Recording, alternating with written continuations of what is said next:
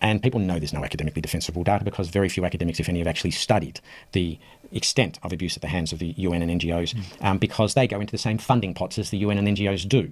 And there's no one senior in government that doesn't know or ought to have known this is happening, and it's not in their interests for the public to know. So some might think, a left-wing government would like to know where the UN's inefficient because we want the world to be brought out of poverty. Truth is, left-wing governments need to satisfy a left-wing constituency at election time that we're doing something for foreign aid, be that 1.9, 2.6, 4.9% of GDP, which is usually spent by giving it to the big-name brands, Oxfam, Save the Children, UNICEF. The last thing a left-wing government wants is for the left-wing constituency to know that that money is being spent badly and doesn't work, because then the left-wing constituency will put pressure on the left-wing government to spend the money more effectively. Anyone who doubts that, Google a book written about 25 years ago, Dead Aid, by Dambisa Moyo, and she goes through a macroeconomic analysis of how not only does foreign aid not work, it's actually counterproductive. And if people doubt that, think about a country like the Democratic Republic of Congo, where the government gets its vast majority of revenue from foreign aid and from selling peacekeeping soldiers.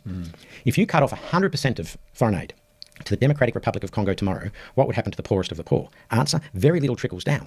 Right. So almost, very few people would lose a positive. But what would happen to the ability of the government to fund its armed and security forces and therefore repress those poor people?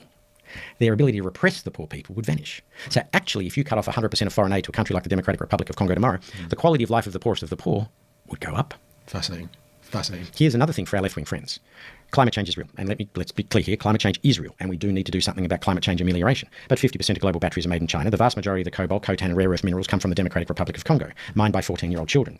Here's a comment for your left-wing listeners. Your green car is not green. It's red, dripping with the blood of Congo's children. Until we do with rare earth minerals what we did with blood diamonds and actually track where these minerals are coming from and where those minerals are turned into batteries, chances are in Western China through human rights abuses, and end up in your car, your telephone, your watch. Don't tell me you're a good person because you eat tofu, use a bamboo straw, and are completely ambivalent about the human rights abuses that created the battery in your car. Precisely. Yeah. So we filmed Hear Their Cries. And then in 2018, there was a case in California, the Golden State Killer case, where a guy had